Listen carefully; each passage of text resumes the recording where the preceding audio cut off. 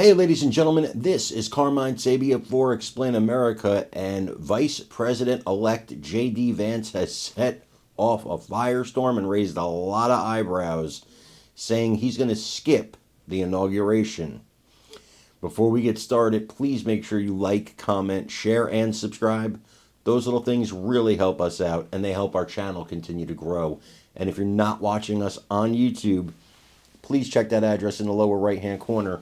It's youtube.com/@ExplainAmerica. And when you get there, please hit subscribe. Absolutely free. It really helps us out. J.D. Vance sent out a tweet that went crazy on X. I shouldn't say tweet. I don't know what they called in there. I guess just a post on X that went crazy. And he said he was going to skip the inauguration because, and get this, his team is in the college national championship game on the same day as the inauguration. Of course, the game will be held much later at night, but that's when all the inaugural balls are. Of course, the vice president-elect was kidding, and I found it rather amusing. It was a funny joke. But it still set everything on fire. People were, commenting like crazy. And if you go on his X page, it's still there. But then he appeared on Fox News Sunday. And on Fox News Sunday, he was even more hilarious about it, really.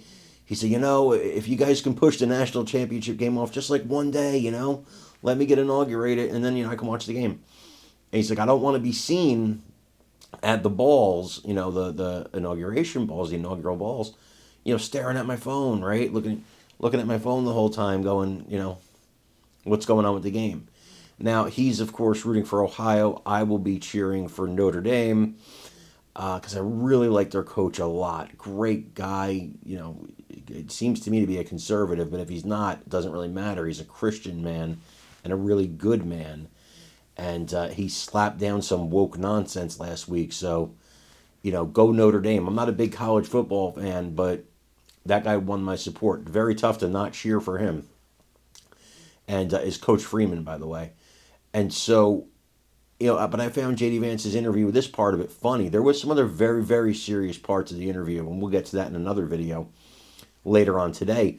But I want you to check this out, have a laugh, and let me know what you think in the comments. Incredible natural resources are developed, and that's what Donald Trump is good at. He's good at making deals, and I think there's a deal to be made in Greenland. Okay, quickly, your Buckeyes made it into the national championship. It's the same day as the inauguration. You sparked a lot of backlash with your tweet that maybe you're going to skip the inauguration to go to the national championship.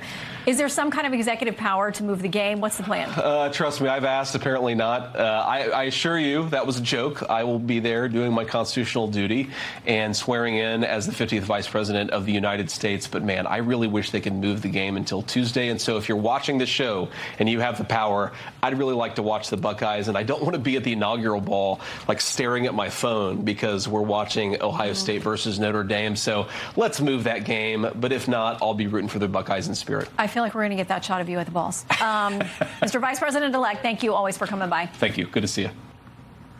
So President Trump aiming for some major legislative wins and quickly. Well, Senator Shelley Moore Capito hosted his meeting with Senate Republicans this week.